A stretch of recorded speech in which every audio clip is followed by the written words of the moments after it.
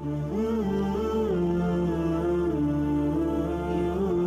اللہ رب العزت ارشاد فرماتا ہے وَلَا يَحْسَبَنَّ الَّذِينَ يَبْخَلُونَ بِمَا آتَاهُمُ اللَّهُ مِنْ فَضْلِهِ کہ وہ لوگ یہ گمان نہ کریں کہ اللہ رب العزت نے جنہیں اپنے فضل سے دیا ہے اور پھر وہ اس پہ بخل کر رہے ہیں، یہ سمجھیں کہ ان کے لیے بہتر ہے۔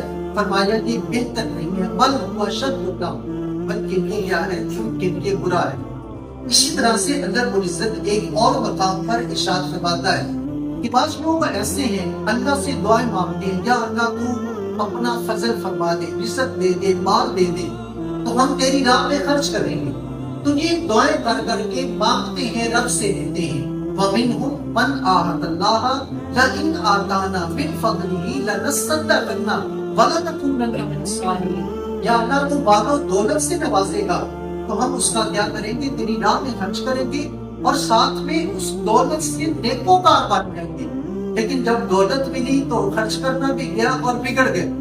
اس کے بعد یعنی انسان نظر ہی نہیں آتے، یعنی چار پیسے آئے تو انسانیت بھی چلی گئی۔ تو اللہ رب العزت ارشاد فرماتا ہے پھر کیا ہے، ان کی گرفت ہے والذین یکنزون الذھب والفضة ولا ينفقونها فی سبیل اللہ فبشرھم بعذاب الیم۔ فرمایا کہ جو زکوٰۃ نہیں دیتے، سونا اور چاندی کو، پیسے کو، مال کو جمع کر کے رکھتے ہیں، فرمایا انہیں دردناک عذاب کی خوشخبری دے دے، خبر دے دے۔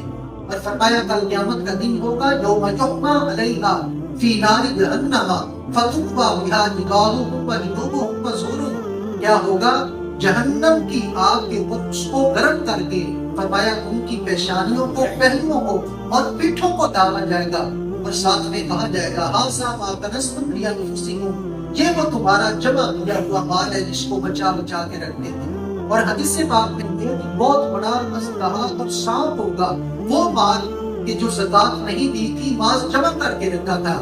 فرمایا وہ ڈسے گا انسان کو، ساتھ میں کہے گا انا مالک، میں تیرا ہی مال ہوں، انا کنزک، میں تیرا ہی ذخیرہ کیا ہوا وہ مال ہوں۔ تو ساتھ میں ڈسے گا اور ساتھ میں اس طرح سے کیا کرے گا، وہ کہے گا بول کر کہ میں تیرا جمع ہوا کیا ہوا وہ خزانہ ہوں کہ جس سے تو زکوٰۃ ادا کرتا تھا۔ اللہ تعالیٰ نے قرآن و سنت کا فہم